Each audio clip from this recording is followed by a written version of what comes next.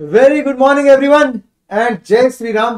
Late us start our today session. आज बहुत auspicious day है और इसीलिए थोड़ा सा फीलिंग सबके अंदर अलग है और इसी के साथ मैंने सोचा कि क्यों अपन लेक्चर को छुट्टी दे, अपन क्यों ना आज के दिन राम भगवान को भी दिखा देंगे कि धरती पर भी और राम पैदा होने के लिए रेडी है और अच्छा काम करने के लिए रेडी है। आप सब लोग नेशन बिल्डर कहलाओगे, फ्यूचर के नेशन बिल्डर हो आप, तो डेफिनेटली आपके ऊपर रेस्पॉन्सिबिलिटी है कि अच्छे से देश को आगे बढ़ाना है। तो आज का दिन हम काम नहीं करेंगे तो क्या करेंगे? ऑफ कोर्स हमको काम करना है और हमको दिखाना है भगवान को कि हमारे पास भी जिद है, जैसे भगवान राम के पास थी चीजों को जीतने की, तो हमारे पास भी हमारे मन में एक जिद है, हम भी जीतेंगे इस सीए की डिग्री को। ठीक है दोस्तों, तो चलिए स्टार्ट करते हैं आज का सेशन। एंड आपका एक 21st क्वेश्चन होमवर्क दिया था मैंने आपको, बहुत ही इजी क्वेश्चन था। सबने किया है क्या होमवर्क? क्वेश्चन नंबर 21 आपका होमवर्क था। कितना रुपया था उसमें? 7 लाख रुपीज था, बराबर 7 लाख रुपीज था उस क्वेश्चन में आपके पास available. I open the question for you.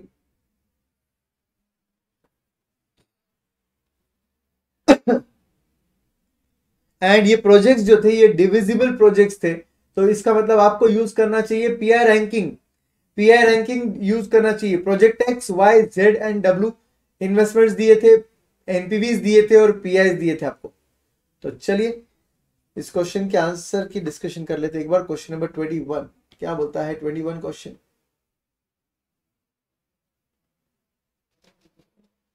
सबसे पहले प्रोजेक्ट पीआई रैंक, सिंपल एक फॉर्मेट बनेगा, प्रोजेक्ट पीआई एंड रैंक। इस प्रोजेक्ट में आएगा project X, Y, Z, W और इसमें आपका पीआई आएगा 1.2, 1.25, 1.60, 1.30। इसका रैंक आएगा 1.60 का 1, फिर आएगा 2 1.30 के लिए, फिर आएगा 3 1.25 के लिए और लास्ट में आएगा 4 फॉर 1.2 पीआई। करेक्ट? रैंकिंग सबका करेक्ट है। अब रैंक के अनुसार हमें क्या करना है? प्रोजेक्ट में इन्वेस्टमेंट करना है। तो नीचे हम लिखेंगे select the projects as per the ranks. तो रैंक्स के अनुसार हम लोग प्रोजेक्ट सिलेक्शन करेंगे। यहां पर आएगा सबसे पहले रैंक, फिर आएगा प्रोजेक्ट। पीआई नहीं लिखा तो भी चलेगा बट एनपीवी लिखना जरूरी है, इन्वेस्टमेंट एंड क्यूमुलेटिव इन्वेस्टमेंट। दोस्तों ये होगा लॉजिक।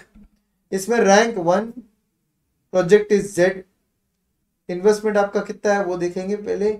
इन्वेस्टमेंट जेड में जो है वो 2,50,000 है और उसका एनपीवी है 1,50,000। एनपीवी लिया जाएगा 150, इन्वेस्टमेंट करेंगे 250, क्यूमुलेटिव रहेगा 250। पैसा कितना था आपके पास? 7 लाख था। 7 लाख में से 250 गया तो कितना बचा? रैंक 2 बताइए कितना बचा?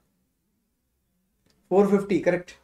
एंड रैंक 2 जो है वो है प्रोजेक्ट डब्ल्यू और उसका इन्वेस्टमेंट कितना है? प्रोजेक्ट डब्ल्यू का इन्वेस्टमेंट कितना है? 6 लाख रुपीज है। आपके पास 6 लाख नहीं है, आपके पास 450 अवेलेबल। तो फिर हम बोलेंगे एनपीवी भी प्रोपोर्शनेट निकालना पड़ेगा। यहां पर लिखना पड़ेगा 450 का इन्वेस्टमेंट, क्यूमुलेटिव इन्वेस्टमेंट बन जाएगा 7 लाख का और यहां पर कैलकुलेशन करना पड़ेगा आपको किस चीज का? एनपीवी का। तो एनपीवी का कैलकुलेशन यहां पर कैसे होगा? Is very very simple. हम बोलेंगे टोटल एनपीवी 1,80,000 का है बट वो तब रहेगा जब 6 लाख इन्वेस्टमेंट करेंगे। हम तो इन्वेस्टमेंट सिर्फ 450 का कर रहे हैं, तो 1,80,000 divided by 6 lakh into 4,50,000। 1,80,000 divided by 6 lakh into 4,50,000 proportionate NPV आ रहा है आपका। आपका एनपीवी कितना आता है?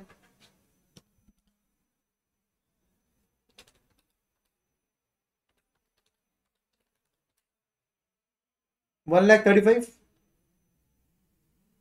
इसी 1,35,000 को निकालने का एक और तरीका है और हम उसका पीआई लेंगे।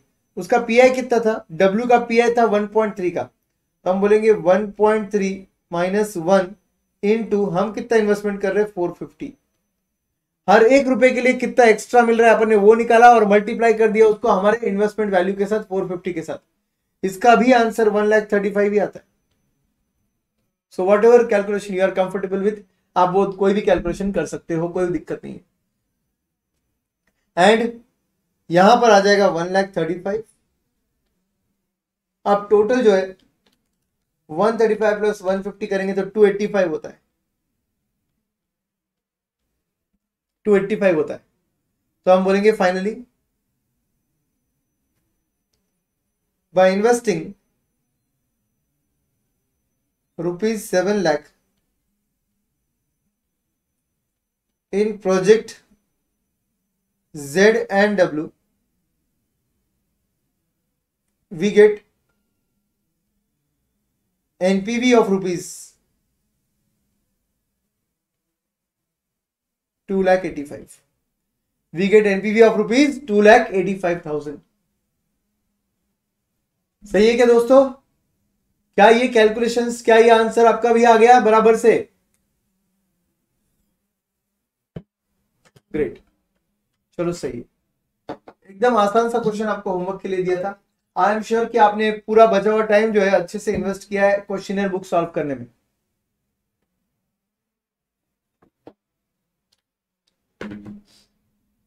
चलिए आज हम लोग क्या करने वाले, रिप्लेसमेंट पर कुछ क्वेश्चन कवर करने वाले।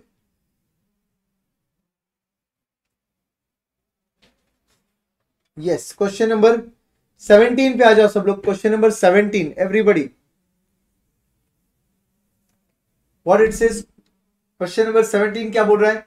JKG Electronics is considering a proposal to replace one of its machine. In this connection, the following information is available. The existing machine was bought 3 years ago for ₹10 lakhs. It was depreciated at 25% per annum on reducing balance basis, मतलब WDV basis. Reducing balance basis मतलब WDV basis, return on value. It has remaining life of 5 years, but its maintenance cost is expected to increase by 50,000 per annum from 6th year of its installation. Its present realizable value is ₹6 lakh. तो यहां पर भाई कुछ जो जानकारी आपको दी है ना, उस जानकारी के बेसिस पर अपन क्या करने वाले, एक टाइम चार्ट ड्रॉ करने वाले, एक फ्लो ऑफ एक्टिविटी समझने वाले कि कौन से ईयर में क्या हो रहा है। ठीक है, तो एग्जिस्टिंग मशीन 3 साल पहले खरीदी गई थी 10 लाख में, उसका रिमेनिंग लाइफ अभी भी 5 साल बाकी है, मतलब टोटल लाइफ उसका 8 साल हो गया। तो यहां पर हम लोग क्वेश्चन नंबर 17 का एक्सप्लेनेशन लिख रहे हैं। पेज के सेंटर में आप एक बनाओगे टाइम चार्ट मेरे जैसे। कोई भी ईयर में हम कहां रहते हैं, कोई भी ईयर में हम कहां रहते हैं दोस्तों, कौन से ईयर में रहते हैं हम लोग? कोई भी क्वेश्चन में हम लोग कौन से ईयर में रहते हैं? करेक्ट, ईयर 0 में रहते हैं। तो यहां पर मैं लिख रहा हूं ईयर 0। मेरे साथ लिखते जाइए, कम ऑन। यहां पर -1, यहां पर -2 और यहां पर -3। -3 मतलब आज से 3 साल पहले। ओल्ड मशीन परचेज किया था, कितने में किया था? 10 लाख में। 10 लाख में परचेज किया था ओल्ड मशीन। ठीक है, रिमेनिंग लाइफ उसका 5 साल है बोले तो first year, second year, third year, fourth year and fifth year, ये 5 साल हो गए। रिमेनिंग लाइफ उस मशीन का 5 साल है, तो अगले 5 साल भी लिख दिया हमने। Now they are saying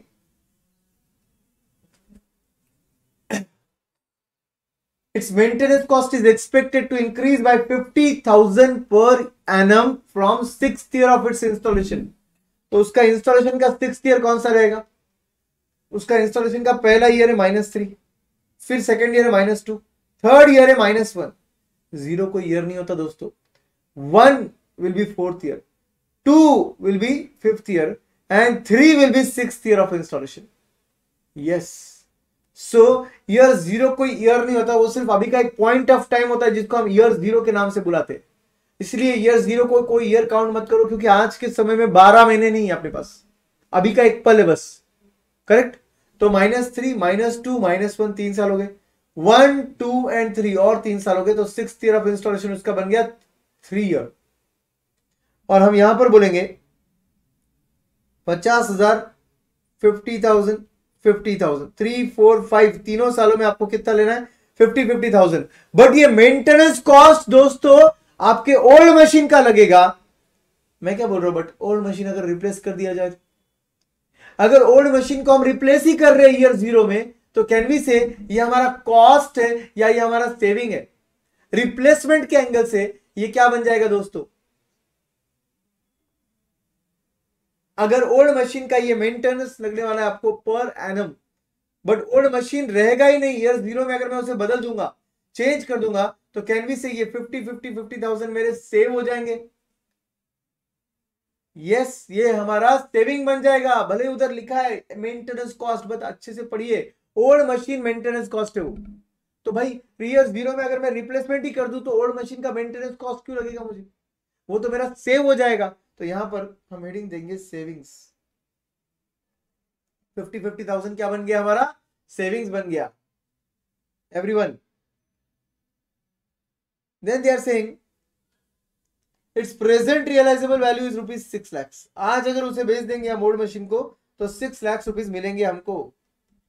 the new machine cost rupees 15 lakh and is subject to same rate of depreciation. Underline करो, उसको हाईलाइट करो, सेम रेट ऑफ डेप्रिसिएशन, और वहां लिखो same block of asset. Same block of asset. अगर ये rate of depreciation same है, इसका मतलब टैक्सेशन के अनुसार इनका ब्लॉक ऑफ एसेट भी सेम है। एवरीवन, तो इसका मतलब क्या हो गया? आपको change in block of asset देखना पड़ेगा कितना हो रहा है। ऑलरेडी ब्लॉक जो था उसी को कंटिन्यू करने वाले हम लोग, क्योंकि 25% वाला ब्लॉक था, और ये नया मशीन भी 25% ब्लॉक में ही आ रहा है। तो नए मशीन का कॉस्ट है 15 लाख, ईयर 0 में आपको देना पड़ेगा 15 लाख, बट नए मशीन का आपका रियलाइजेबल वैल्यू कितना है? 6 लाख है। तो इसका मतलब पूरा 15 लाख अपनी जेब से बाहर नहीं जाएगा। 15 लाख हम पे करेंगे, बट 6 लाख हमको मिलेगा भी।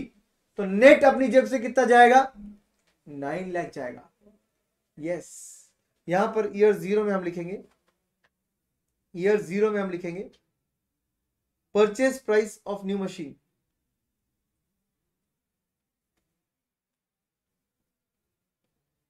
कितना?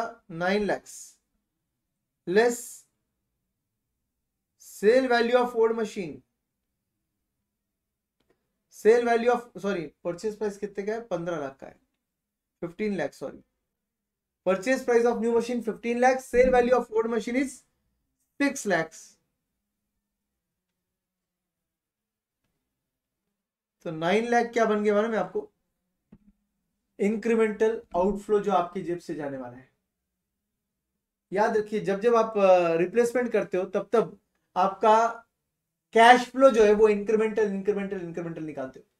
पुराने के मुकाबले नए में कितना आउटफ्लो लग रहा है, पुराने के मुकाबले नए में कितना इनफ्लो आ रहा है, पुराने के मुकाबले नए में कितना सेविंग हो रहा है, पुराने के मुकाबले नए में कितना कॉस्ट लग रहा है, पुराने के मुकाबले नए में कितना डेप्रिसिएशन एक्स्ट्रा लग रहा है, सब कुछ हम इंक्रीमेंटल निकालते हैं दोस्तों। तो यहां पर भी हम देख रहे हैं हमारा इंक्रीमेंटल कितना जा रहा है? 9 लाख जा रहा है। नए मशीन का कॉस्ट है 15 लाख, आपका आउटफ्लो रहेगा, बट 6 लाख आपका इनफ्लो रहेगा सेल ऑफ ओल्ड मशीन से। आपकी जेब से एक्स्ट्रा सिर्फ 9 लाख जाएगा। करेक्ट। और क्योंकि उन्होंने बोला आपको सेम ब्लॉक ऑफ एसेट में है, तो नीचे लिखो वर्किंग नोट 1। ये आपका मेन पार्ट का आंसर चालू हो गया। यहां से मेन आंसर का पार्ट है ये, और यहां पर आप लिखोगे change in block of asset particulars rupees. And can you tell me WDV of old machine before replacement?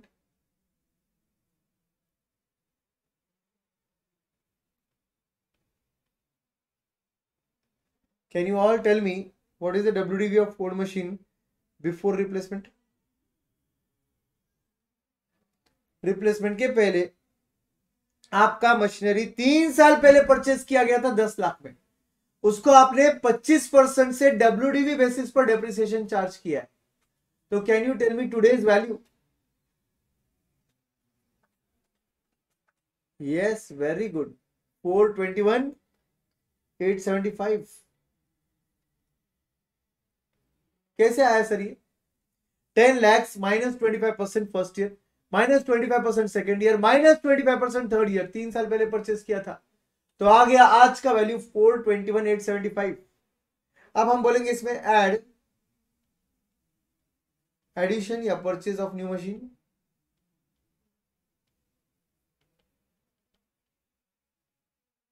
आपने ये जो मैं पढ़ा रहा हूं ये टैक्सेशन में पढ़ा है, पर मैं अज्यूम नहीं करता हूं कि आपको कुछ आ रहा है। अपन डायरेक्टली स्क्रैच से स्टार्ट कर रहे हैं, अपन देख रहे कैसे था ये पूरा का पूरा आपका section 32 block of asset concept है टैक्सेशन का। जब एक मशीन आप बेचते हो और दूसरा मशीन परचेस करते हो, दोनों का रेट ऑफ डेप्रिसिएशन सेम है, तो ब्लॉक सीज टू एग्जिस्ट नहीं होता। याद आ रहा है कुछ ऐसे वर्डिंग्स? टैक्सेशन में ऐसा वर्डिंग है, ब्लॉक सीज टू एग्जिस्ट, मतलब आपका ब्लॉक खत्म हो रहा है, बट यहां पर नहीं हो रहा है क्योंकि यहां पर आप सेम ब्लॉक का दूसरा मशीन परचेस कर रहे हो।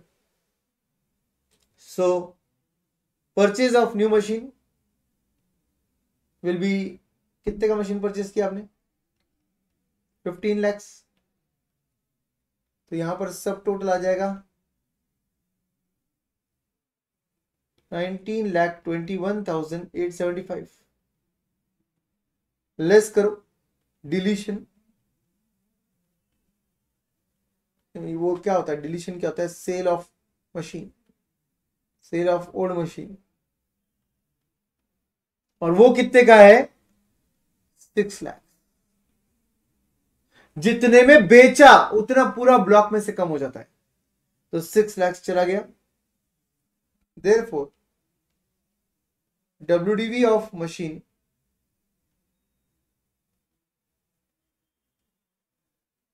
आफ्टर रिप्लेसमेंट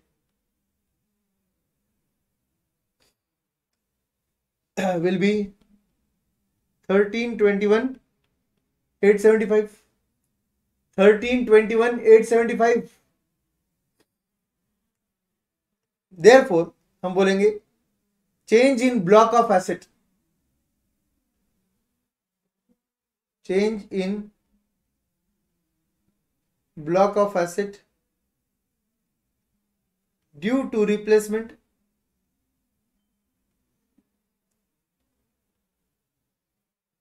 1321,875 माइनस पहला आपका ब्लॉक था 421,875, तो आपका ब्लॉक ऑफ एसेट चेंज कितने से हुआ है? 9 लाख से हुआ है। ध्यान से सुनो इस वर्किंग को। अगर आप रिप्लेसमेंट कर देते हो तो आपका डिप्रिसिएशन जो है वो 1321,875 पे आगे कंटिन्यू रहेगा 25% से, और अगर आप रिप्लेसमेंट नहीं भी करते हो ना तो भी आपको डिप्रिसिएशन मिलता था 25% से, बट किस पर मिलता था? 421,875 पर मिलता था। तो आपका डिसीजन रिप्लेसमेंट का आप कितना एक्स्ट्रा वैल्यू ऑफ एसेट ला रहा है? 9 लाख का एक्स्ट्रा वैल्यू ऑफ एसेट ला रहा है आपके लिए। If you replace the machine you will get depreciation on 1321,875. if you don't replace still you are going to get the depreciation on 421,875. इसका मतलब आपका इंक्रीमेंटल डेप्रिसिएशन किस पर लगेगा? 9 लाख पर लगेगा। करेक्ट? ये आपका बेस बन जाएगा डेप्रिसिएशन के लिए आगे के, बट वो डेप्रिसिएशन नहीं रहेगा, इंक्रीमेंटल डेप्रिसिएशन रहेगा, क्योंकि रिप्लेसमेंट के बाद 1321 पे डेप्रिसिएशन मिलेगा, रिप्लेसमेंट के पहले भी 421,875 पे मिलता था। तो ड्यू टू रिप्लेसमेंट आपको एक्स्ट्रा डेप्रिसिएशन 9 लाख पे मिलेगा।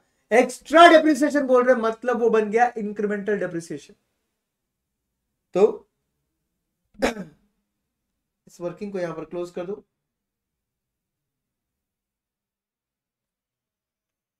और क्वेश्चन आगे क्या बोलता है? On sale after 5 year it is expected to net ₹9 lakh. कितना नेट अमाउंट दे रहा है वो आपको? 9 लाख का। रिप्लेसमेंट कितने साल बाद रहेगा? 5 साल बाद। किस मशीन की बात कर रहे हैं? ओल्ड या न्यू? किस मशीन की ये लोग बात कर रहे हैं? ओल्ड मशीन या न्यू मशीन? बोलिए फटाफट फटाफट। एग्जैक्टली न्यू मशीन की बात कर रहे हैं। ये पैराग्राफ पूरा नए मशीन के बारे में भाई। यस, तो ये बोल रहे हैं on sale after 5 years it is expected to net ₹9 lakh, मतलब आपकी जेब में नेट कितना पैसा आएगा? 9 लाख आएगा। तो वो बन गया आपका टर्मिनल कैश फ्लो। यहां पर लिखेंगे 5th ईयर में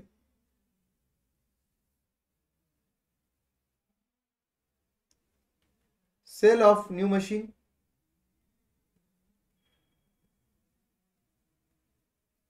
9 lakhs, sale of new machine 9 lakhs।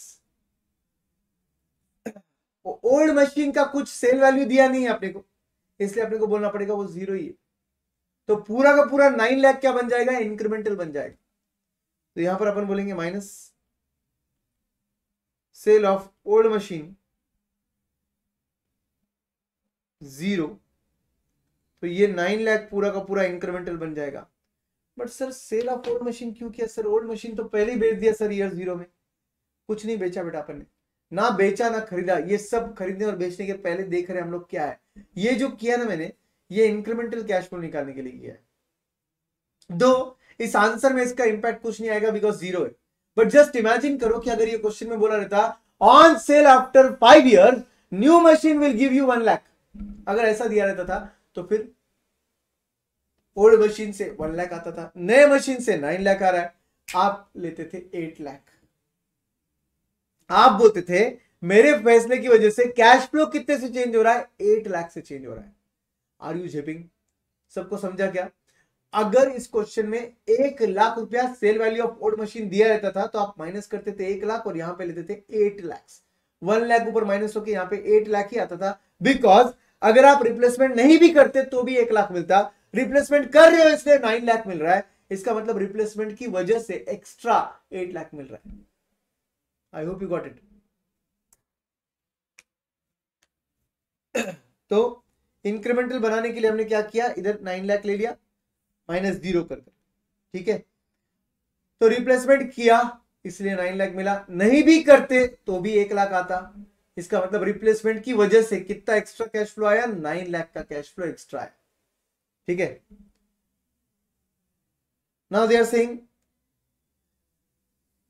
With the new machine operating cost excluding depreciation are expected to decrease by 1 lakh per annum. तो ये क्या बोल रहे हैं, कॉस्ट डिक्रीज होने वाला है कितने से, 1 लाख पर एनम से। किस वजह से, नए मशीन की वजह से। उसका ऑपरेटिंग का कॉस्ट एक्सक्लूडिंग डेप्रिसिएशन मतलब कैश कॉस्ट कम है, कितना कम है, 1 लाख रुपीस कम है।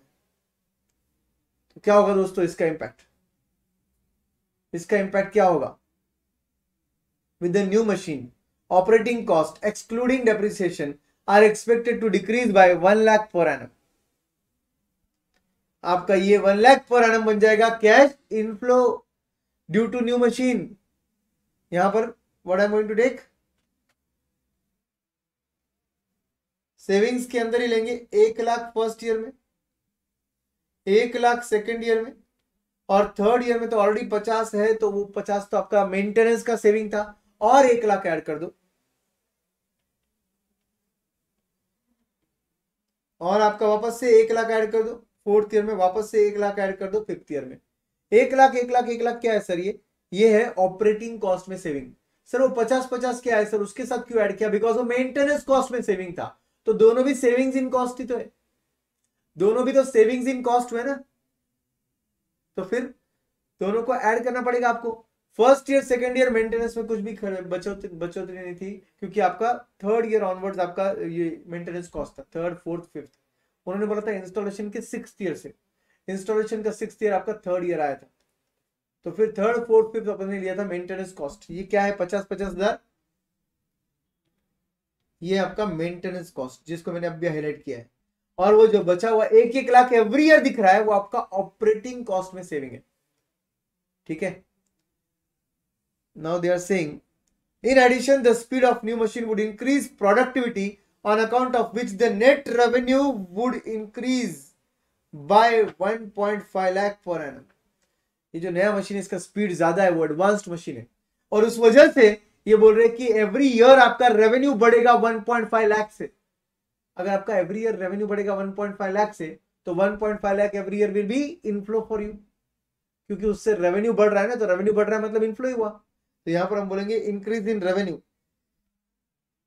जैसे सेविंग हेडिंग दिया वैसे यहां पर एक हेडिंग देंगे, वो रहेगा increase in revenue.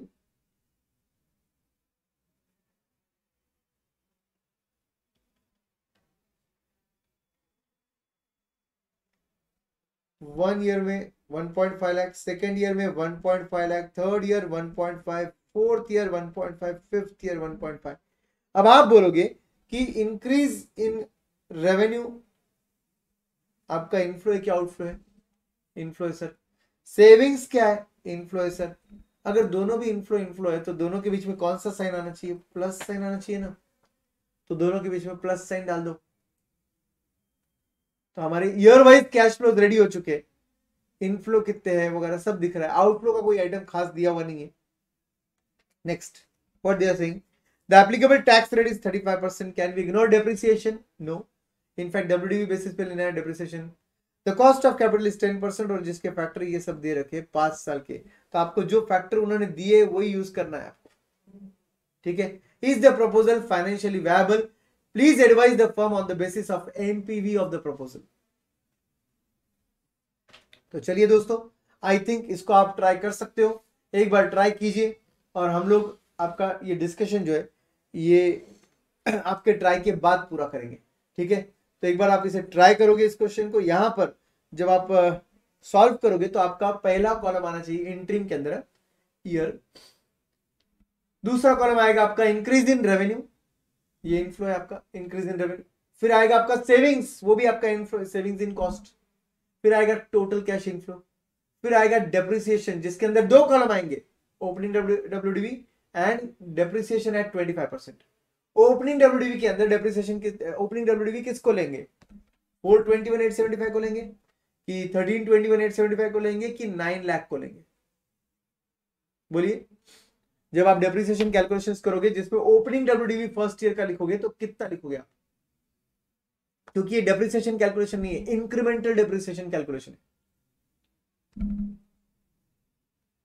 Yes, 9 lakh को लेना पड़ेगा बिकॉज डेप्रिसिएशन नहीं निकाल रहे, इंक्रीमेंटल डेप्रिसिएशन निकाल रहे। रिप्लेसमेंट की वजह से तुझे एक्स्ट्रा डेप्रिसिएशन कितना मिल रहा है वो निकाल रहा है।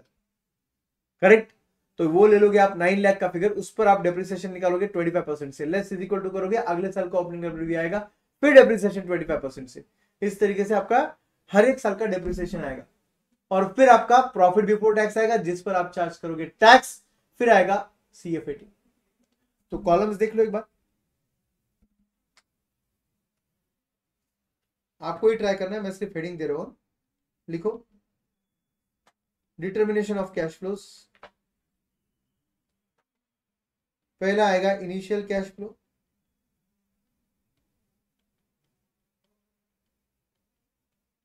पर्टिकुलर्स रुपीज, और ऑब्वियसली यहां पर तो वही चीज आएगी जो अपन ने ऊपर लिखी है आपके इसमें समरी में। 15 लाख का आउटफ्लो, 6 लाख का इनफ्लो, नेट आउटफ्लो आपका 9 लाख का। ठीक है, वो चीज इधर लिखोगे आप। उसके बाद मेन वर्किंग समझा रहा हूं मैं आपको, सेकेंड वाला इंटरिम वाला, interim cash flow. your first column will be year, then you will take increase in revenue,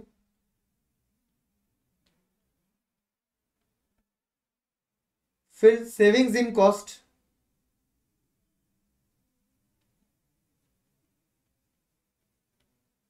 फिर आएगा total cash flow,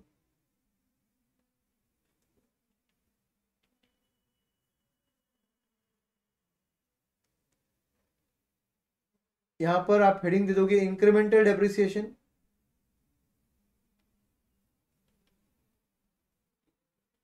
opening WDV depreciation at what rate?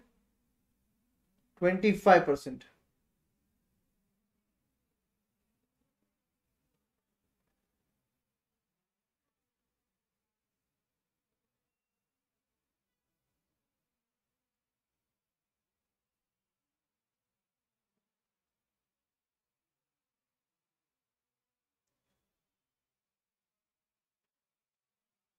Profit before tax,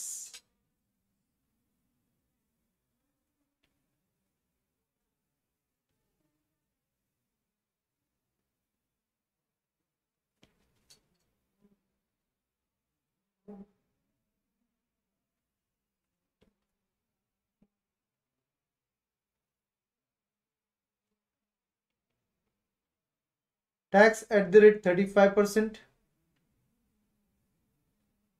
and last column will be CFAT. अगर आपके column बहुत ज्यादा लग रहे होंगे तो कोई बात नहीं, कोई बात नहीं, इन सबको आप रो बना दो, कोई बात नहीं, ठीक है। चलिए ट्राई कर लीजिए, इसके बेसिस पर ट्राई कर लीजिए। यस, ये पूरा वर्किंग आप ट्राई करोगे।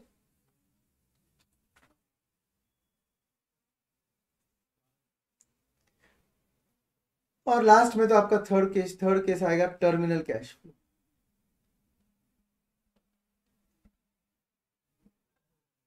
डन।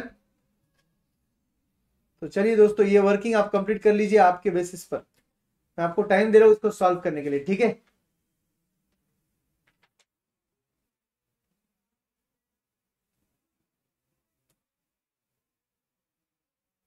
इसे सॉल्व करने के लिए मैं टाइम दे रहा हूं, अच्छे से सॉल्व कीजिए।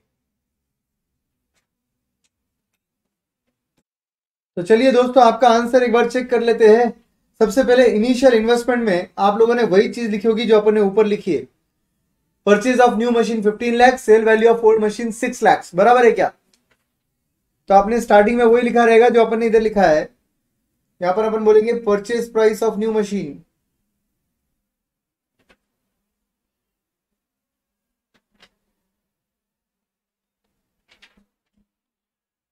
15 lakhs less sale value of old machine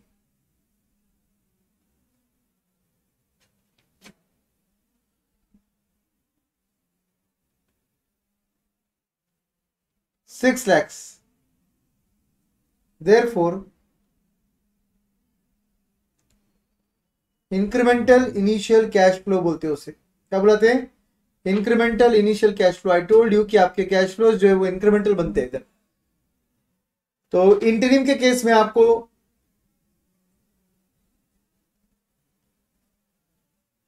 five years का कैलकुलेशन करना था। Increase in revenue every year 1,50,000 है।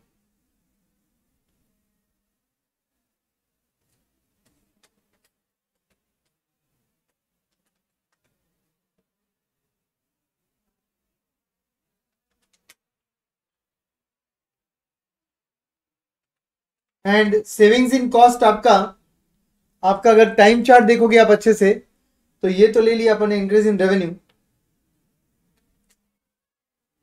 अब इसके अलावा savings in cost, first year 1 lakh, second year 1 lakh, third year, fourth year and fifth year 1,50,000 लेना है आपको।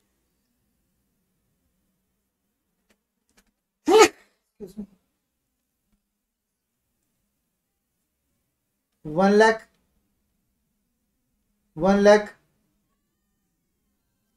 एंड 1,50,000 3 साल के लिए। चलो सही है। यहां पर अब आपका टोटल कैश फ्लो आएगा, पहला आएगा 2,50,000 और बाद में सेकेंड ईयर भी 250, बट थर्ड ईयर जो है वो 3 लाख होगा और आगे वो कंटिन्यू रहेगा अगले 2 सालों के लिए 3 लाख 3 लाख। करेक्ट। आपके डेप्रिसिएशन जो है 0 ईयर में आपको लेना पड़ेगा 9 लाख रुपीस, मतलब फर्स्ट ईयर में बिगिनिंग 9 लाख रुपीस क्यों ले रहे सर? बिकॉज ये डेप्रिसिएशन नहीं है, ये इंक्रीमेंटल डेप्रिसिएशन है। आपको जो एक्स्ट्रा डेप्रिसिएशन मिल रहा है उसकी वैल्यू है ये। तो 9 लाख उस पर 25%, 2,25,000 लेस इज इक्वल टू 6,75,000, उस पर 25%, 168,750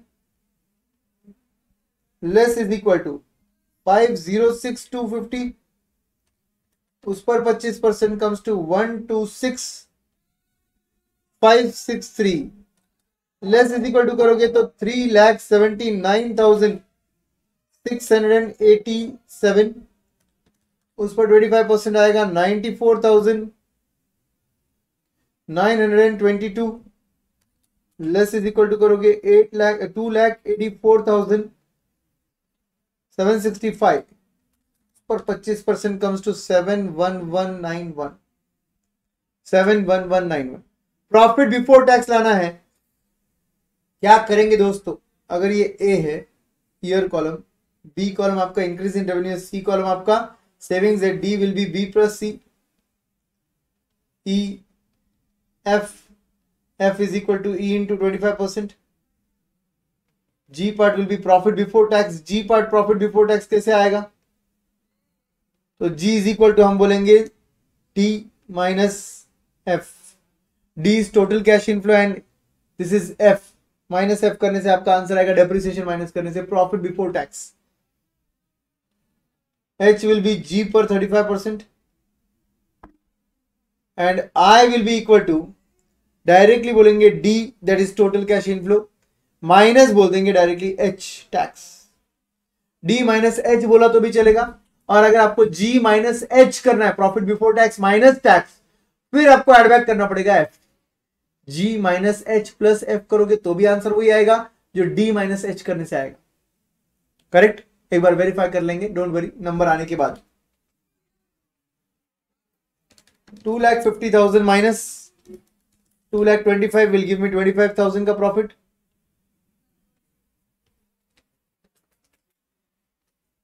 उस पर 35% 8750 का tax, and total cash inflow 2,50,000 में से अगर उसको माइनस कर देंगे तो 241,250 आपका CFAT आता है। 2,50,000 में से 168,750 लेस करेंगे, 81,250 का प्रॉफिट बिफोर टैक्स, उस पर 35% सॉरी 81,250 पर 35% कम्स टू 28,438, 28,438 माइनस 2,50,000, मतलब 2,50,000 में से उसे निकालना है तो 221,562, 3 लाख का टोटल कैश फ्लो माइनस करो डेप्रिसिएशन 126,563, 173,437, प्रॉफिट बिफोर टैक्स पे 35% टैक्स 60703, ये आपका टैक्स का अमाउंट है। 3 लाख में से टैक्स का अमाउंट माइनस कर दो तो 2,39,297 आपका आंसर आता है। फिर 3 लाख में से माइनस किया depreciation 94922, profit before tax is 205078, उस पर 35% कम्स टू 71777, 3 लाख में से टैक्स माइनस करेंगे तो 228,223 आता है। लास्ट कैलकुलेशन 3 लाख माइनस 71191, 228,809, इस पर 35% टैक्स कम्स टू 80083, और अगर आप 3 लाख में से उससे माइनस कर दोगे तो 2,19,917। सही है क्या दोस्तों?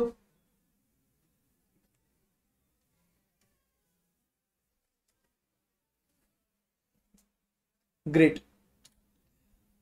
टर्मिनल कैश फ्लो जो हमने बोला था वही होगा दोस्तों, particulars rupees,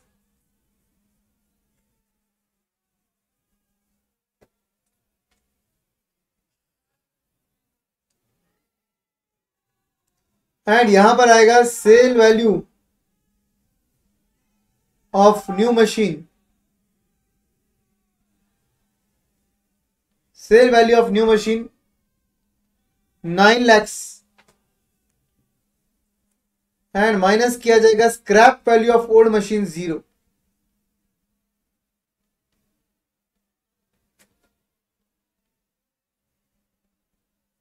Therefore, incremental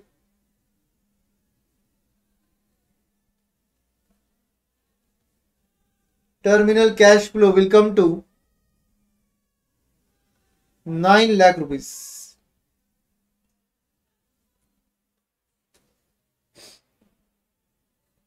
Incremental terminal cash flow will come to 9 lakh rupees.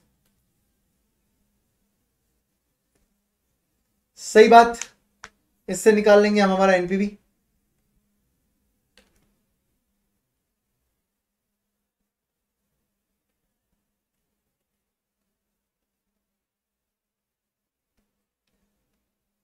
Statement of incremental NPV.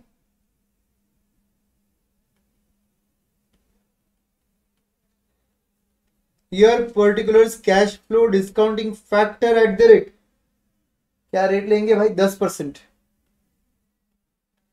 DCF 0, 1, 2, 3, 4, 5, 5.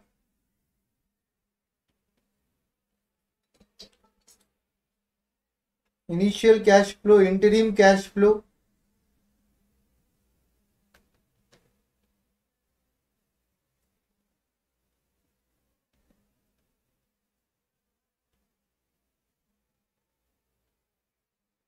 And last में आ जाएगा टर्मिनल कैश।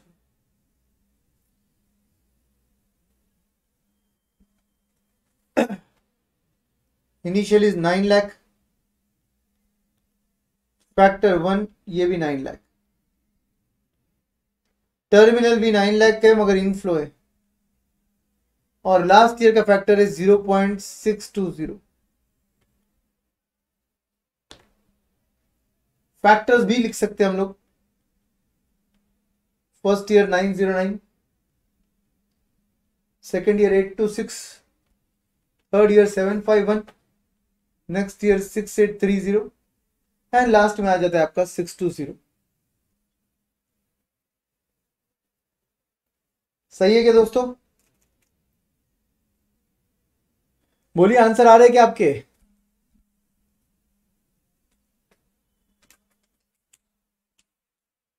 ग्रेट। अब यहां के कैश फ्लोज जो है ये कॉपी करने आपको।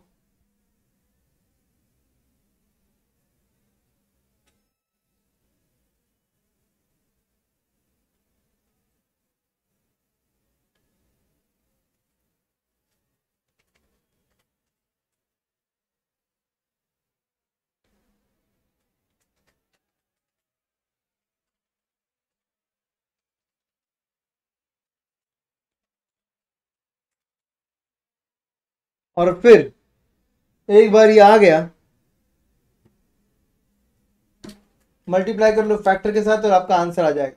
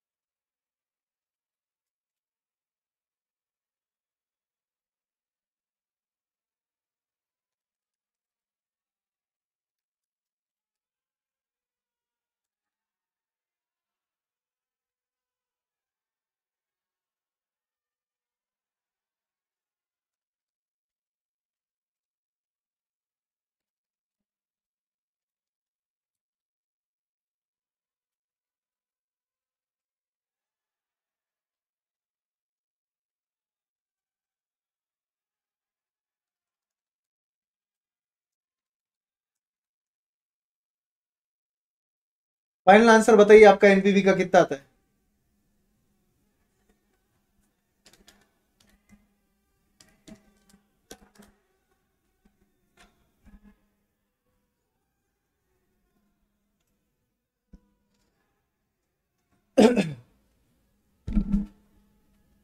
कितना आया आपका फाइनल आंसर?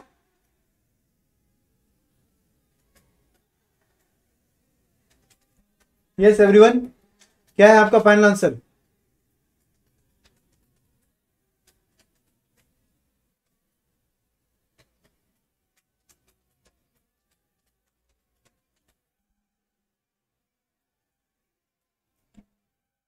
$5,32,188 आ रहा है मेरा।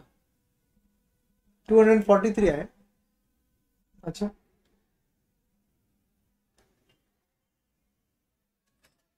5,32,243। ठीक है,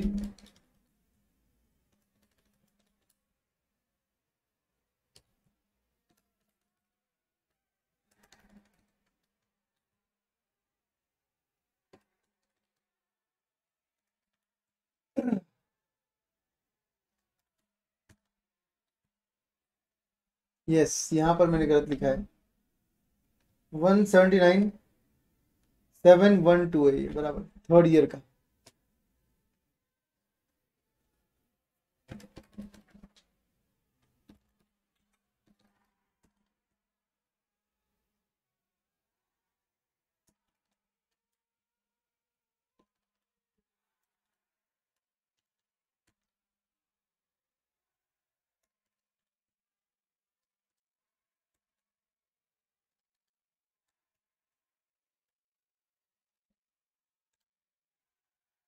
correct, your answer is absolutely correct guys. और ये था रिप्लेसमेंट पर क्वेश्चन।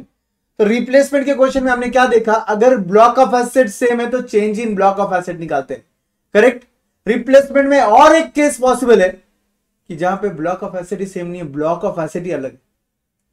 मतलब एक रहेगा 25% तो दूसरा जो एसेट खरीद रहे हो वो 20% का रहेगा, रह सकता है डेप्रिसिएशन उसका rate.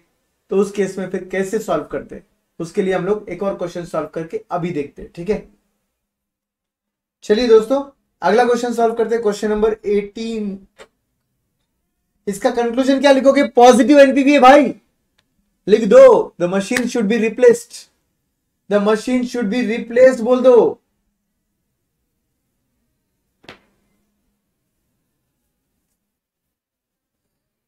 Machine should be replaced बता दो, चलो जल्दी जल्दी बोल दो, machine should be replaced.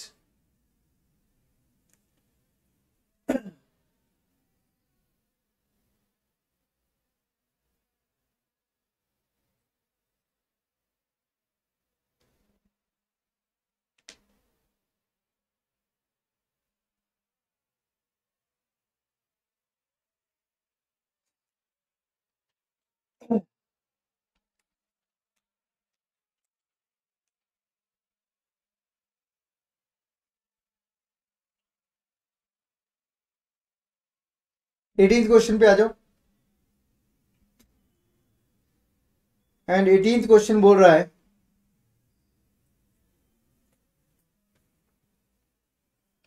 companies presently using a crane for major irrigation project. This crane was bought 2 years ago for rupees 10 lakhs. तो भाई फिर से समरी नहीं लिखना है, वो पहला क्वेश्चन था इसलिए आपको समरी ड्रॉ करके बताया था, अब समरी लिखने की जरूरत नहीं है, याद रखिए, ठीक है। तो यहां पर बोला है 2 साल पहले 10 लाख में परचेज किया था उसे, डेप्रिसिएशन रेट उसका 20% पर एनम है। Company requires such a crane for 3 more years, और आगे 3 साल जरूरत है ऐसे एसेट की, ठीक है। An improved version of this crane is available now for 42.5 lakh. इसका एक इंप्रूव्ड वर्जन अवेलेबल है 42.5 लाख में। तो कंपनी सोच रही है अगले 3 साल अगर जरूरत है तो क्यों ना वो इंप्रूव्ड वर्जन खरीदा जाए। Determine the cash flows associated with the replacement of the existing crane by the improved crane given the following information. Salvage value of the existing crane is equal to its book value बोल रहे, क्या बोल रहे, equal to its book value. चलो इसका मतलब book value निकालना पड़ेगा, कैलसी लो, 10 लाख माइनस करो 20%, माइनस करो 20%, कितना आएगा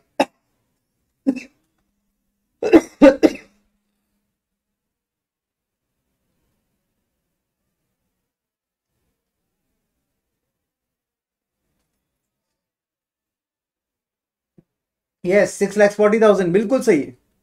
फिर उसके बाद ये बोल रहे हैं कि उतना ही आपका बुक वैल्यू रहेगा, उतना ही आपका you can say salvage value रहेगा, ठीक है। तो इसका मतलब 0 ईयर में हमारा 6,40 का इनफ्लो आएगा।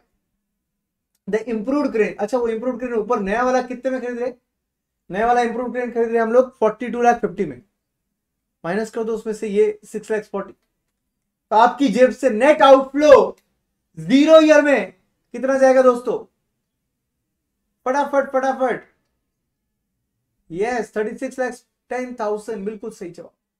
Now they are saying the improved crane can be sold after 3 years for rupees 12 lakhs. Existing crane if used for 3 years will have nil salvage value. क्या बोला समझा, इंप्रूव्ड क्रेन को 3 साल बाद आप बेच सकते हो 12 लाख में, ठीक है।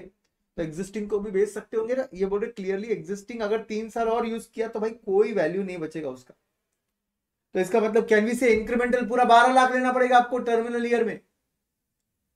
Then they are saying annual savings in operating expenses with the improved crane will be 3 lakhs. annual saving कितना रहेगा, 3 लाख रहेगा improved crane के साथ।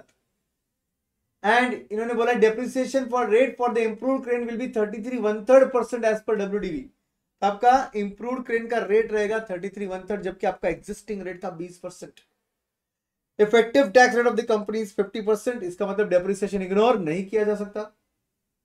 Should the company replace the old crane, assume cost of capital 10%, cost of capital जो है वो 10% लेना है आपको। और ये लोग बोल रहे ignore capital gain tax. Capital gain tax क्यों इग्नोर करने बोला उन्होंने? जब ब्लॉक सीज टू एग्जिस्ट हो जाएगा तो आपको शॉर्ट टर्म कैपिटल गेन लगेगा। डेप्रिशिएबल एसेट बेच रहे हो आप, सेक्शन 50C इनकम टैक्स का बोलता है शॉर्ट टर्म कैपिटल गेन लगेगा। ये बोल रहे उस शॉर्ट टर्म कैपिटल गेन को इग्नोर करो, राइट? तो चलिए दोस्तों इसको सॉल्व करते हैं। सबसे पहले एक बात समझिए कि आपके पास इंटरिम में क्या कैश फ्लो है। तो बस वो एनुअल सेविंग 3 लाख का जो है वही आपका कैश फ्लो है। और उसके अलावा दूसरा अगर आपको कोई आइटम लेना है तो वो रहेगा डेप्रिसिएशन। तो एक्चुअली करना चाहिए था सेविंग्स माइनस करना चाहिए डेप्रिसिएशन, फिर आएगा प्रॉफिट बिफोर टैक्स जिस पर आप चार्ज करोगे टैक्स, फिर आएगा प्रॉफिट आफ्टर टैक्स, फिर वो जो सेविंग्स था उसका ये जो डेप्रिसिएशन था उसका रिवर्सल करेंगे।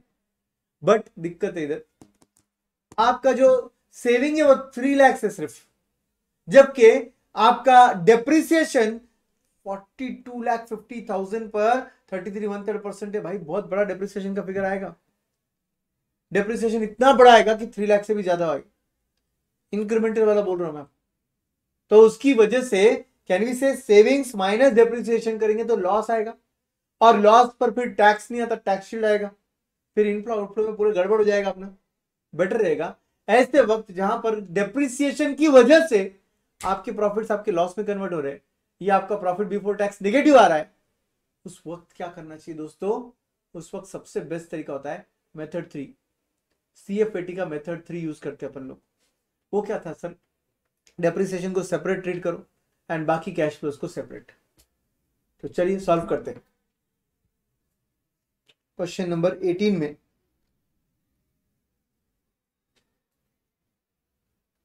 Determination of cash flows,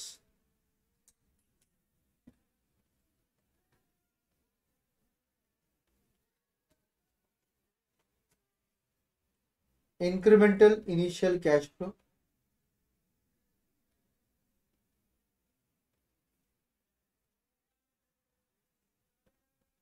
particulars rupees in lakhs,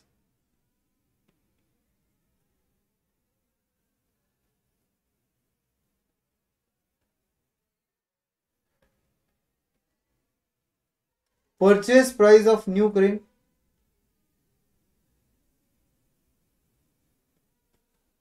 $42.50 minus sale value of old crane into bracket equal to book value।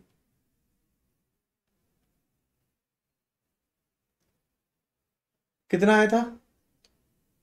6,40,000।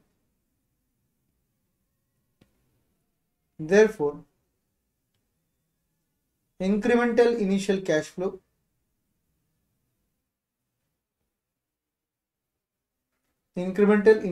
flow will be 36.10 lakhs। 36.10 lakhs।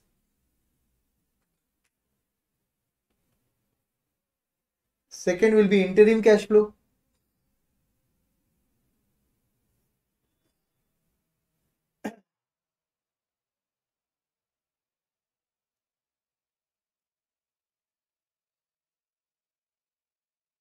And then interim में आपको मैंने बताया वैसे डेप्रिसिएशन भी आएगा, और इंट्रीम में आपका सेविंग्स भी आएगा।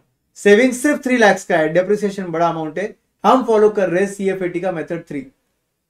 वहां पर लिखो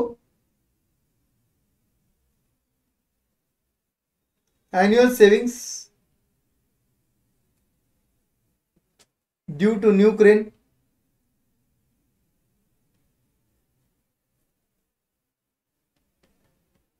$3 lakhs less tax at the rate. इस क्वेश्चन का टैक्स का रेट है 50%। देयरफॉर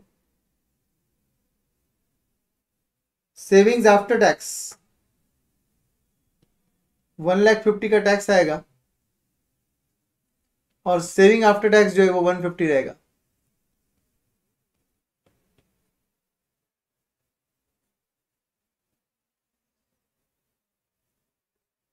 नीचे लिखेंगे calculation of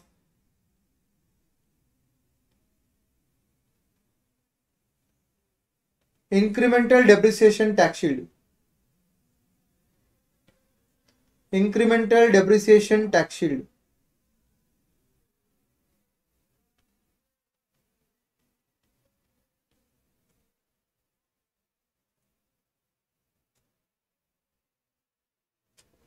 year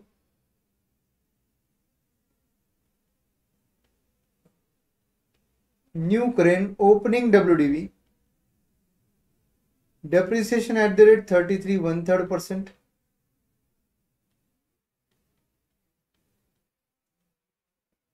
Old crane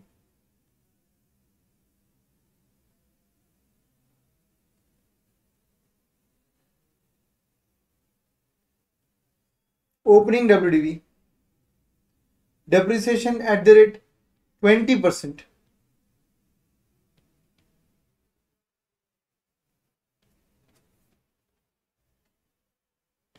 Incremental depreciation and lastly tax shield. Incremental depreciation और लास्ट में ले लिया टैक्स शील्ड।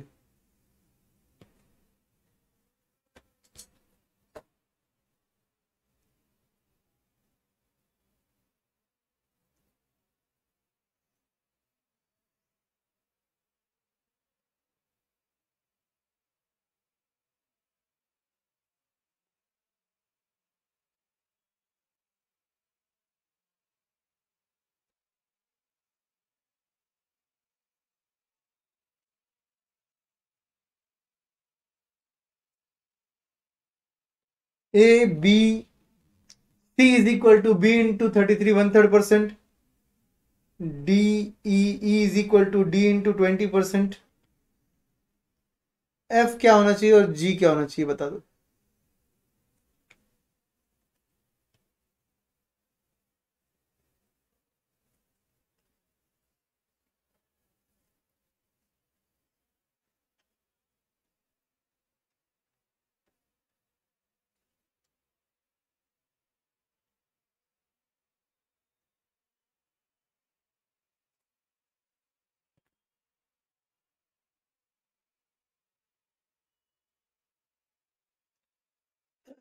बोलिए। F will be old new crane का C डेप्रिसिएशन और ओल्ड क्रेन का E depreciation, C minus E, और G जो रहेगा G टैक्स शील्ड वो रहेगा F पर 50%। F पर 50%। तो क्या कर रहे हैं हम लोग, एक्स्ट्रा डेप्रिसिएशन जो आ रहा है उस पर ले रहे हैं टैक्स शील्ड, एक्स्ट्रा डेप्रिसिएशन पर ले रहे हैं tax shield. Opening WDV new crane का कितना लिया जाएगा 42,50,000 और ओल्ड क्रेन का कितना लिया जाएगा 6,40,000।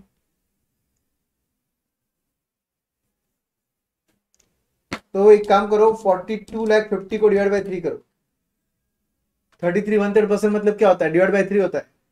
14,16,667 28,33,333 को डिवाइड बाय 3 करो।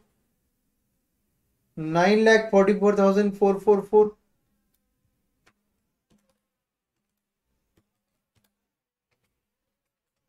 18,88,889 डिवाइड बाय 3 करेंगे तो 6,29,630 बोलना पड़ेगा। सही है, ठीक है। अब यहां पर जय श्री राम बोलने के लिए पहुंचे Vinod Reddy sir. Vinod Reddy sir please आइए सर, स्क्रीन पे आइए सर एक बार सर प्लीज। विनोद सर क्या दिख रहे हैं आज। So everyone, glad to introduce you, this person needs no introduction. मैं बहुत छोटा आदमी हूँ इनके बारे में बोलने के लिए। तो Vinod Reddy sir is here. Vinod sir जय श्री राम बोल दो सर, आपके लिए, बच्चों के लिए आप बोलो। ये देखो, ये पढ़ोगे तो आपको समझेगा। वाह, विनोद सर ने लिटरली जय श्री राम। जय Shri Ram. Thank you sir, thank you. बच्चे ही बोल रहे सर जय श्री राम सर। तो भाई जबरदस्त। यहाँ पर देखिए ओल्ड क्रेन जो है 6,40,000 जो था ना, उस पर 20% ले रहे हैं आप। 1,28,000 का आपका डेप्रिसिएशन ओल्ड क्रेन का है, राइट। और लेस इज इक्वल टू करोगे तो यहां पर आएगा 5,12,000, उस पर 20% कम्स टू 1,02,400। 4,09,600, उस पर 20% करेंगे तो 81,920। तो ये आगे दोस्तों आपके डेप्रिसिएशन के नंबर्स ओल्ड क्रेन पे। अगर ओल्ड क्रेन अगले 3 साल चलता तो ये डेप्रिसिएशन मिलता।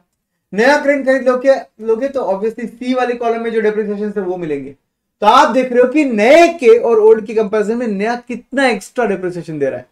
So it will be 14, 16, 667 minus 1,28,000, 12,88,667। तो गाइस कैन वी से हमारे पीएनएल में एक्स्ट्रा डेबिट ये अमाउंट का होगा। सब लोग ध्यान दो इधर, 12,88,667 का एक्स्ट्रा डेबिट होगा आपका पीएनएल में।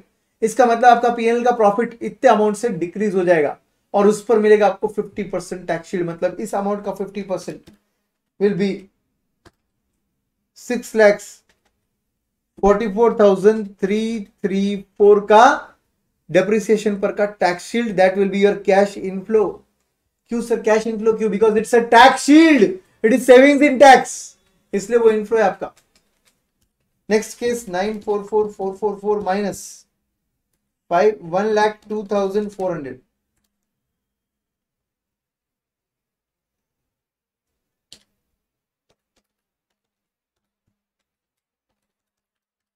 8,42,044, उस पर 50% tax comes to 421,022 tax shield.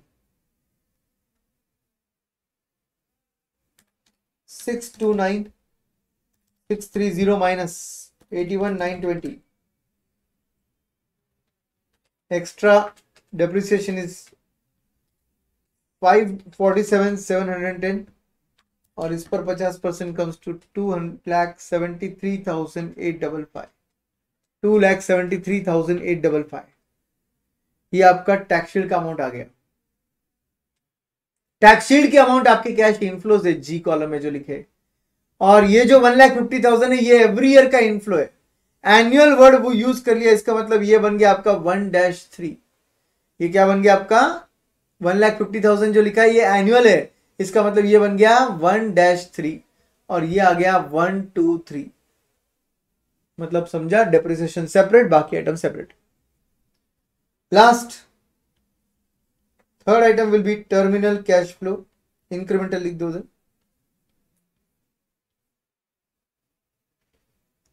Incremental terminal cash flow particulars rupees.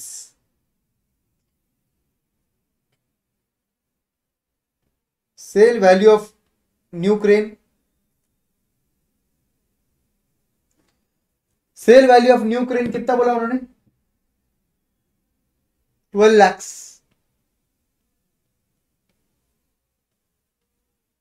Minus scrap value of old crane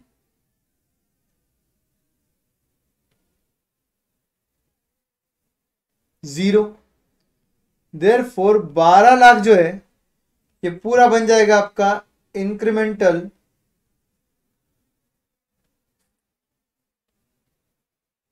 terminal cash flow.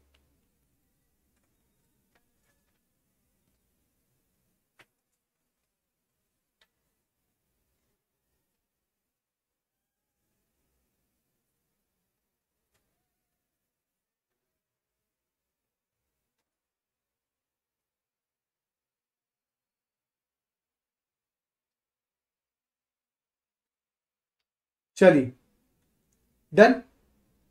अब आप इसके बेसिस पर निकालोगे statement of incremental NPV.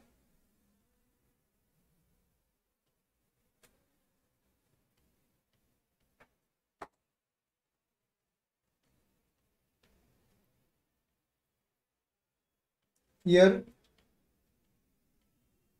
particulars, cash flow, discounting factor eight the rate, इस case में company का cost of capital 10% ही बोला है, एंड डीसीएफ 0 1-3 1 2 3 और फिर से 3। समझ में आया कुछ? Initial cash flow, annual savings, after tax लिख दो,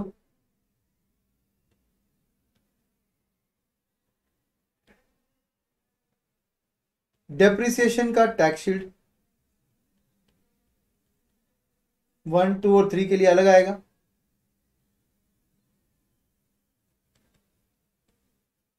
and finally terminal cash flow.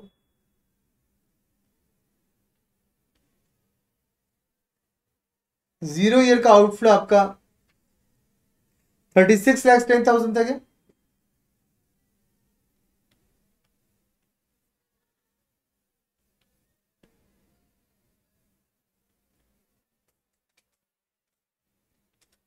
Yes, then annual saving आपका 1,50,000 है आफ्टर टैक्स वाला, और डेप्रिसिएशन का टैक्स शील्ड जो है, लास्ट कॉलम आपका कैश इनफ्लो रहेगा, जो कॉलम नंबर जी है ऊपर के वर्किंग में, 6,44,000, 421,022, 2,73,855। ये आपके कैश इनफ्लो के फिगर है, बिकॉज ये डेप्रिसिएशन टैक्स शील्ड है, और टर्मिनल कैश फ्लो 12 लाख है। 1 divided by 1.1 is equal to 0.909 is equal to 0.826, 0.751, और जीटी दबा देंगे तो 2.487, 2.487। यस, तो चलिए ये आपके नंबर्स है, और इससे आपको निकालना है इंक्रीमेंटल एनपीवी।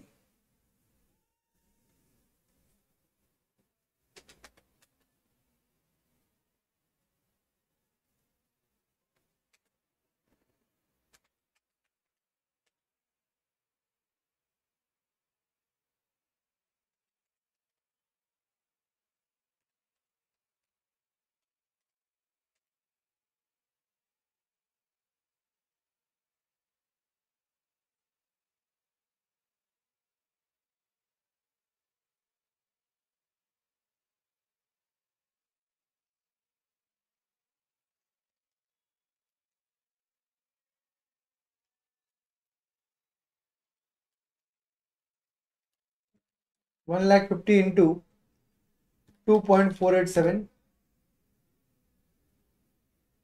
373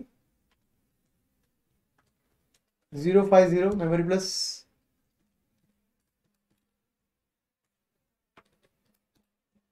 644334 into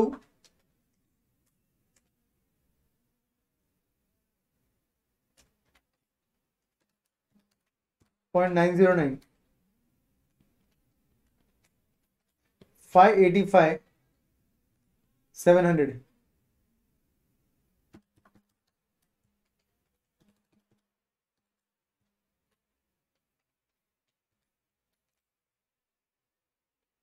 three 47764,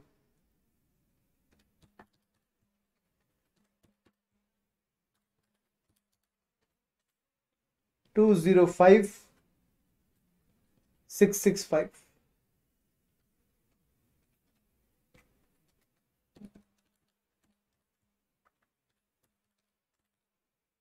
$9,01,200।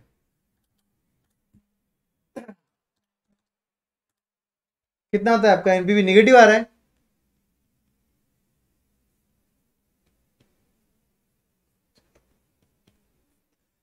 $11,69,000 नहीं है, 96,000 है, 96,621। करेक्ट, यस, ये आ रहा है आपका NPV. No problem, no problem, I understood. तो फाइनली हम बोलेंगे फिर भाई नेगेटिव एनपीवी है तो नया क्रेन खरीदो मत, रिप्लेसमेंट मत करो, ओल्ड क्रेन को ही कंटिन्यू करो अगले 3 सालों तक। So right the conclusion, new crane should not be purchased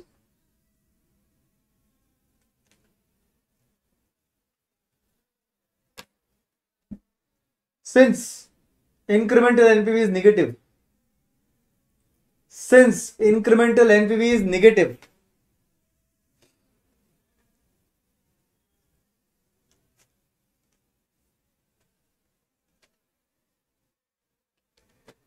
तो ये था दोस्तों आपका रिप्लेसमेंट पर क्वेश्चन। क्वेश्चनियर डिस्कशन के वक्त आप देखोगे, क्वेश्चनियर डिस्कशन में मैंने क्वेश्चन डाला है अलग, वो है रिप्लेसमेंट के टाइमिंग पर, वो है रिप्लेसमेंट के टाइमिंग पर।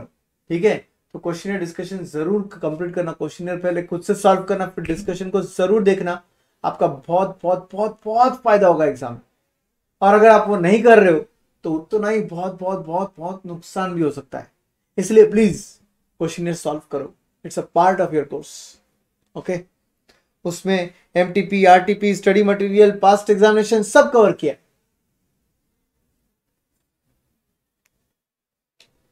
तो यहां पर हम बोल सकते हैं कि हमारा 21 तक सब क्वेश्चन सॉल्व हो चुके हैं, 21 तक सभी क्वेश्चन सॉल्व हो चुके हैं, राइट।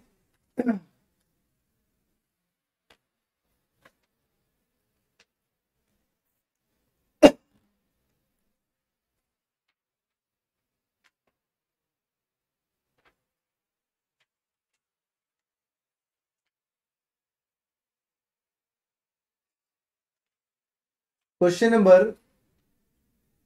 23 पर आओगे आप, 23 नहीं 24 पर आ जाओ। एक क्वेश्चन है छोटा सा, सॉल्व कर लो। और आज भी मैं आपको कोई होमवर्क नहीं दे रहा हूं, आपको बस क्वेश्चनर सॉल्व करना है अच्छे से। ठीक है, आपका आज का भी कोई होमवर्क नहीं है, बिकॉज आपको सॉल्व करना है क्वेश्चनर अच्छे से। ठीक है, चलो 24th क्वेश्चन अच्छे से पढ़ो। Project costing rupees 5,60,000 is expected to produce annual net cash benefit CFAT of rupees 80,000 over a period of 15 years. Estimate the internal rate of return मतलब IRR. Also find the payback period and obtain the IRR from it. Also find the payback period and find the IRR from it. How do you compare this IRR with the one directly estimated? तो क्या बोला इन्होंने, annual cash flow same दिया, इसलिए ये लोग बोल रहे हैं पहले पेबैक पीरियड निकालो, फिर उसके बाद आईआरआर निकालो, और वो आईआरआर आपके नॉर्मल आईआरआर से कैसे अलग रहेगा वो बता। चलिए दोस्तों 24th क्वेश्चन सॉल्व करते हैं।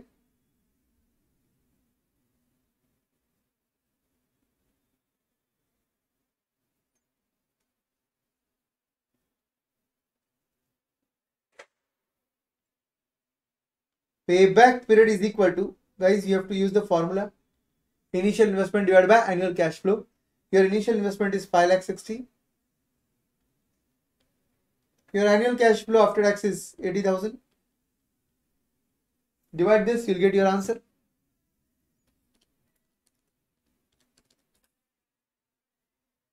Seven years. पेबैक पीरियड कितना आ रहा है बताओ? yes, 7 years. Now we have to search for PVAF factor 15 years जो आ रहा है 7 years, 7 के आसपास।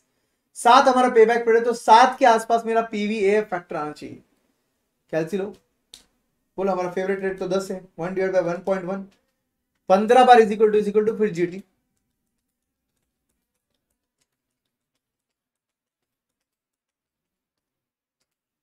ये तो 7.60 आ रहा है, 6060, 11% बचाओ, 1 डिवाइड बाय 1.1,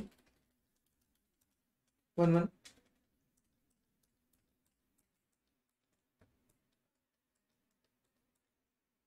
कितना आ रहा है? 7.19, लिख लो कहीं पर। 11% रेट पर आ रहा है 7.19।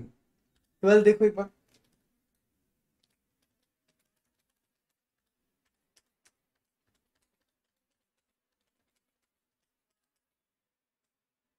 ओ ये देखो ये कितना आ रहा है 6.81, 6.81 आ रहा है।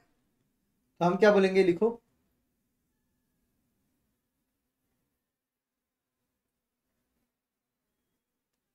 The closest rate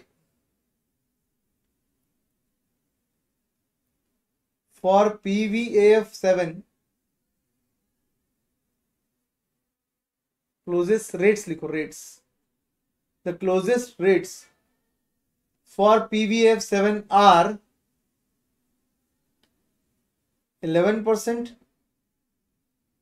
and 12%, 11% and 12%. Therefore, the IRR should be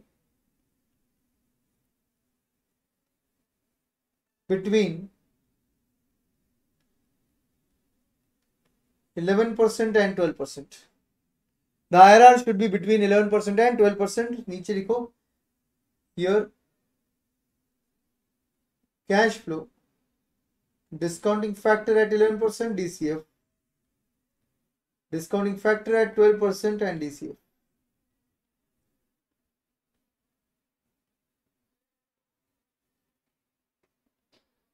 आपका आउटफ्लो है 5,60,000, आपका इनफ्लो है 80,000।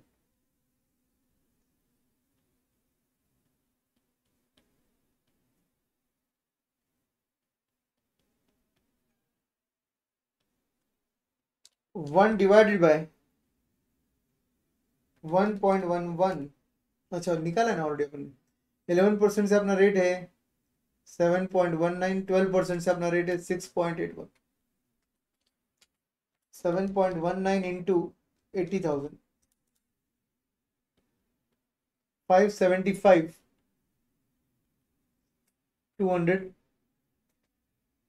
माइनस करो 5,60,000, 15,200 एनपीवी, सरप्लस बुलाते अपन इसको। 6.81 इंटू 80,000, 5,44,800 माइनस करो 5,60,000, यहां पर आ रहा है नेगेटिव 15,200, डेफिसिट बुलाते आप इसको। Therefore, IRR is equal to start rate plus surplus upon surplus minus deficit into difference in rate.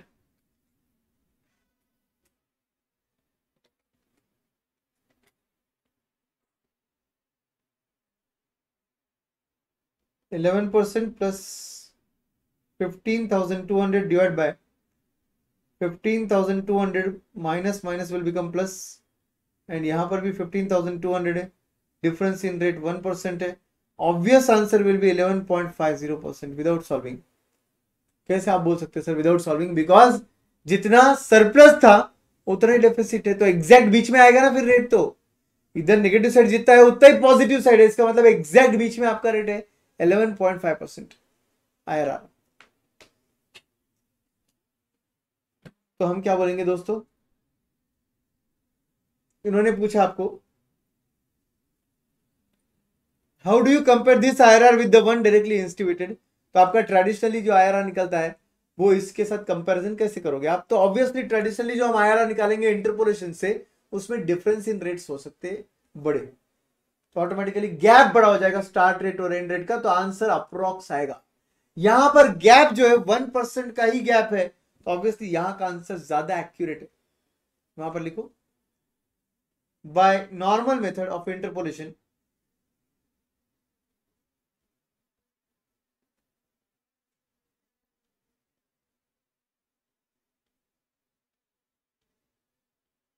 by normal method of interpolation, the difference in rates can be more.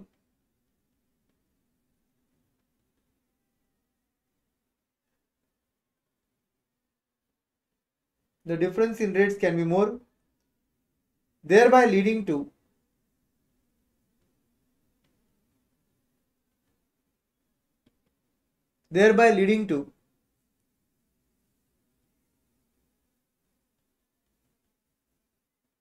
approximate answer. Thereby leading to approximate answer. जितना gap बड़ा रहेगा उतना answer approx आएगा, जितना gap कम रहेगा start rate and rate में उतना answer perfect ज्यादा आएगा। ठीक बात समझ में आया ये पार्ट? एक क्वेश्चन आप ट्राई कर सकते हो, क्वेश्चन नंबर 24 जो है ये होमवर्क ले लो। 24 नहीं 25 रहेगा शायद। लास्ट क्वेश्चन कौन सा है? यस 25 क्वेश्चन जो है ये आप होमवर्क के लिए ट्राई कर सकते हो। Vedika Limited has the limited investment funds 6 lakhs rupees and is evaluating the desirability of 5 investment proposals. Their profiles are summarized below. Project MNOPQ investment दिया हर एक के, annual cash flow after tax दिया हुआ है, मतलब CFAT है वो आपका, ईयर वाइज लाइफ भी दिया है हर एक का। Project M and Q are mutually exclusive, मतलब आप M और Q को साथ में नहीं ले सकते, या तो N को लो फिर बाकी Q को मत लो, या तो Q को लो फिर N को मत लेना। ठीक है, म्यूचुअली एक्सक्लूसिव मतलब ऐसा कोई सेट आप ऐसा कॉम्बिनेशन नहीं बनाओगे जिसमें N भी आ रहा है और Q भी आ रहा है साथ में। Then they are saying the cost of fund is 10%, मतलब आपका डिस्काउंटिंग फैक्टर जिसके अंदर इन्होंने 10% से आपको अलग अलग ईयर्स का फैक्टर दे रखा है। अलग अलग ईयर्स का क्यों दिया है? क्योंकि इन सभी का लाइफ देखो अलग अलग है, तो हर एक लाइफ के लिए इन्होंने क्या किया, आपको पीवीएफ फैक्टर दिया हुआ है और बोला है find out the feasible combination of projects and rank them on the basis of NPV. तो आपको क्या करना है, एनपीवी के बेसिस पर इन प्रोजेक्ट्स का रैंकिंग करना है और बताना है कि कौन से कॉम्बिनेशन ऑफ फंड्स आप सिलेक्ट कर सकते हो, इन्वेस्टमेंट सिलेक्ट कर सकते हो। तो सबसे पहले MNOPQ हर एक के लिए आप एनपीवी निकालोगे। एनपीवी निकालने के लिए आप इस इनफ्लो, गिवन इनफ्लो को इन फैक्टर से मल्टीप्लाई कर प्रेजेंट वैल्यू पे लाओगे और उसको आप आउटफ्लो में से माइनस करोगे, आपका हर एक का एनपीवी आ जाएगा। लास्ट कॉलम में आप रैंक कर देना। एनपीवी निकालने के लिए फिर से एक बार दोहरा रो में annual cash flow after tax को मल्टीप्लाई बाय फैक्टर कर लो, प्रेजेंट वैल्यू आ जाएगा, माइनस करो इन्वेस्टमेंट, आपका एनपीवी आ जाएगा। जैसे ही एनपीवी आएगा बाजू में आप रैंकिंग कर लो। रैंकिंग करने के बाद आप क्या करोगे, आप कॉम्बिनेशन ऑफ प्रोजेक्ट्स बनाओगे जिसमें आपका इन्वेस्टमेंट अधिकतर यूटिलाइज होना चाहिए 6 लाख और एनपीवी हाईएस्ट आना चाहिए। तो डिफरेंट डिफरेंट कॉम्बिनेशन सिलेक्ट करो। जब कॉम्बिनेशन सिलेक्ट करोगे तो first column will be combination, second column will be investment, third column will be NPV. Okay, और उसके बेसिस पर आप देखोगे कि किस में आपका हाईएस्ट एनपीवी आ रहा है और फिर लास्ट में आप एक और कॉलम बना सकते हो, rank as per NPV, rank as per NPV. ठीक है, तो आपको हर एक का पहले एनपीवी निकालना है, हर एक का इंडिविजुअल रैंक रेडी करना है, या तो रैंक रेडी नहीं भी किया तो आप कॉम्बिनेशंस तो बना नहीं वाले हो, हर एक का एनपीवी निकाल लो, कॉम्बिनेशंस बना लो, MNO वगैरह वॉट एवर। बट याद रखना N और Q साथ में नहीं आएंगे। आई रिपीट, N और Q साथ में नहीं आएंगे, दे आर म्यूचुअली एक्सक्लूसिव। ठीक है, तो MN आ सकता है क्या सर? P आ सकता है क्या? बिल्कुल आ सकता है। अगर Q ले लिया तो MOQP कुछ भी आ सकता है। आप इतना याद रखिए आपके पास 6 लाख रुपए, तो उसके हिसाब से आपको कॉम्बिनेशन बनाने, तो कॉम्बिनेशन अलग अलग बन सकते। आप हर एक कॉम्बिनेशन के सामने इन्वेस्टमेंट रखोगे, उसका एनपीवी रखोगे और उसका रैंक बताओगे मुझे। जिस कॉम्बिनेशन का एनपीवी सबसे ज्यादा है उसका रैंक सबसे बेहतर आएगा। Try this question as your home exercise question and tomorrow definitely we are going to finish off this topic. We are left with how many questions? Hardly 1 or 2. 3 questions. 3 questions बचे दोस्तों homework के question को गिनकर, तो बस ये कर लेंगे और इसके तुरंत बाद हम स्टार्ट करेंगे कल वर्किंग कैपिटल मैनेजमेंट। और वर्किंग कैपिटल मैनेजमेंट के साथ साथ I will give you a very brief idea about the theory part, that is chapter number 6 types of financing. तो चलिए दोस्तों, कल हम नया टॉपिक स्टार्ट कर रहे हैं। आज हमारा ये टॉपिक, मतलब नेक्स्ट लेक्चर में हमारा ये टॉपिक खत्म हो जाएगा। ठीक है, and I hope you are enjoying the batch. Do solve your FM questionnaire book properly for your more score in financial management.